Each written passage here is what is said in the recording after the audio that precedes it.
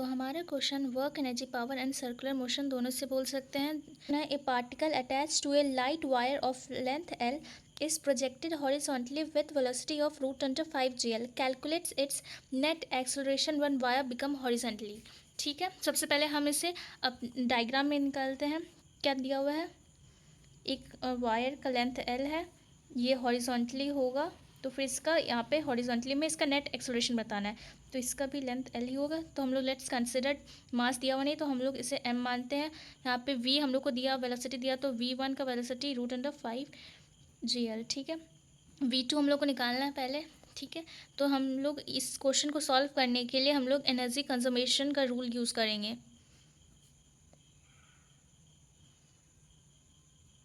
ठीक है, हम लोग यहाँ पे एनर्जी कंजर्व, इसमें क्या होता है, kinetic energy initial plus potential energy initial equal to kinetic energy final plus potential energy final. ठीक है, तो सबसे पहले हमें काइनेटिक एनर्जी इनिशियल क्या दिया, हाफ एम वी स्क्वायर होता है। ठीक है, तो यहाँ पे half M V one square, potential energy यहाँ पे ज़ीरो होगा। क्यों ज़ीरो होगा हम आपको बताते हैं। यहाँ पे क्या है, हाफ, देखिए पोटेंशियल एनर्जी का होता है एम जी एच, और ये जो एच होता है वो हॉरिजॉन्टल कंपोनेंट होता है, और यहाँ पे हॉरिजॉन्टल कंपोनेंट ज़ीरो होगा, तो यहाँ पे एम जी इंटू ज़ीरो, कुछ भी ज़ीरो से मल्टीप्लाई होगा तो ज़ीरो होगा, तो ये ज़ीरो हो गया। फिर यहाँ पे काइनेटिक एनर्जी फाइनल, फाइनल में यहाँ पे हमें निकालना है, तो यहाँ पे हो जाएगा half M V two square. Potential energy final का निकालना है, जहाँ जैसे कि यहाँ पे एल दिया हुआ, हॉरिजॉन्टल कंपोनेंट हम लोग यहाँ पे दिया हुआ है, तो यहाँ पे हो जाएगा एम जी एल। ठीक है, तो अब हम लोग इसे यहाँ पे 2 से मल्टीप्लाई कर देंगे, 2 into half M V one square equal to half M V two square, यहाँ पे इंटू 2, यहाँ पे भी 2।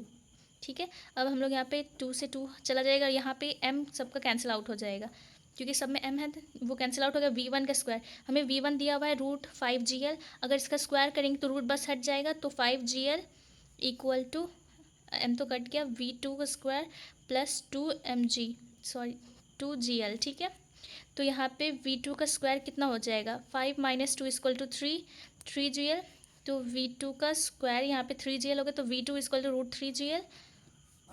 ओके, हमारा ये v2 निकल गया।